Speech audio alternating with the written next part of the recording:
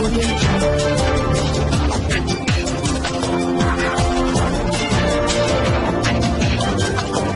भारत, केवल खबरें और कुछ। नमस्कार, मैं हूँ अंजलि। आरपी भारत में आपका स्वागत करती हूँ। तो चले चलते हैं आज की किसी मुख्य खबर की ओर।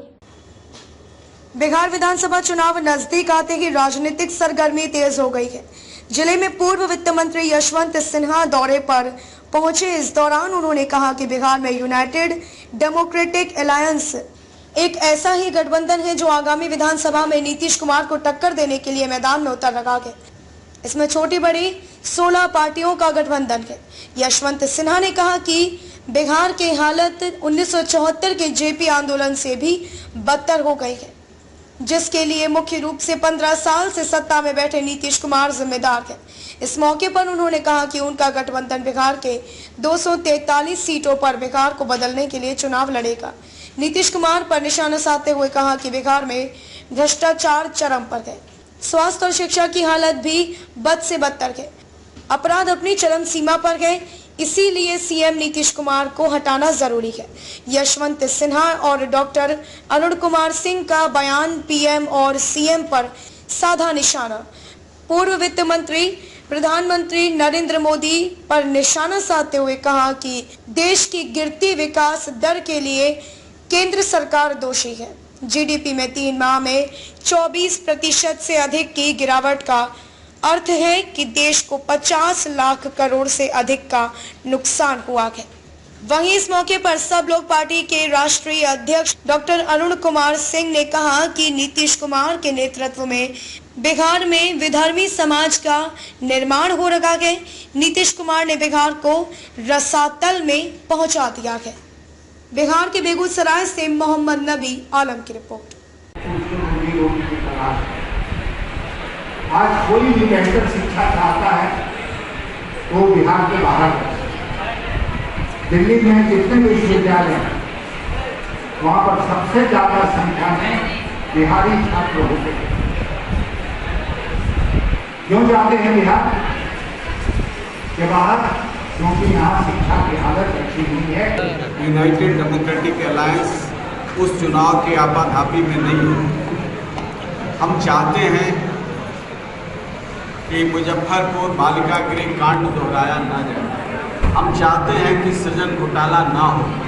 हम चाहते हैं कि हमारे मूल्यों का, जिन ऋषि मुनियों ने, जिन परंपराओं ने, जिन विद्वत जनों ने बिहार को बनाया, गांधी कहते हैं बौद्धिक संपदा का यह प्रदेश रहा और गुरुओं का अपमान करके नीतीश सरकार ने बिहार को बिल्कुल रसातल में ले जाने का काम किया। बिहार विकसित होगा, बिहार दिशा देगा तो संपूर्ण राष्ट्र को दिशा मिलेगी। आज दिशा विहीन प्रदेश है और दिशा विहीन राष्ट्र है। सर इधर भी देखो। यही तरफ नहीं, ठीक है। इसलिए हम ये कहना चाहते हैं कि आज राष्ट्रकवि रामधारी सिंह दिनकर की भूमि पर हम हैं और पूरे प्रदेश से जो विद्वत जन हैं, चाहे फणीश्वर नाथ रेणु हो, रामधारी सिंह दिनकर के जन्मस्थली से मिट्टी लिया गया है, फणीश्वर नाथ रेणु के गांव से मिट्टी लिया गया है।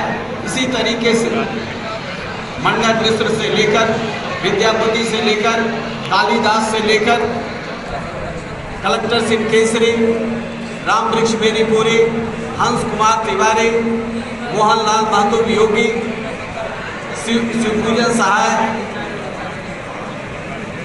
राधिका रमन, राजा राधिका रमन सिंह, तमाम जो इस मिट्टी को ऊर्जान्वित किया था, बौद्धिक संपदा से पूरे देश को, दुनिया को एक परंपरा को जन्म दिया था। आज सारे लोगों की मिट्टी को हम लोग लेकर के जा रहे हैं। एक उदाहरण पेश करना चाहता है यूपीए और हम लोग लेकर के जा रहे हैं देवनगरी सुल्तानगंज।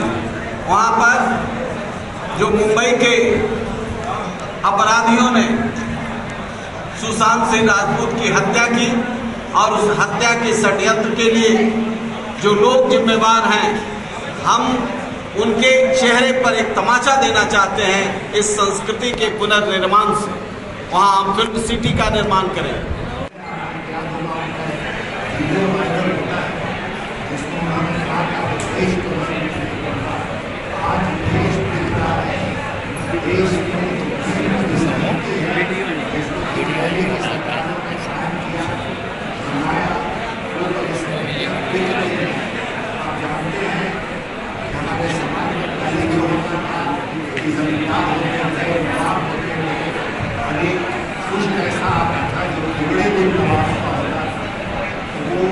संगठन की बनाई हुई संस्कृति को देश या बिल्कुल ही उपलब्ध कर सकते।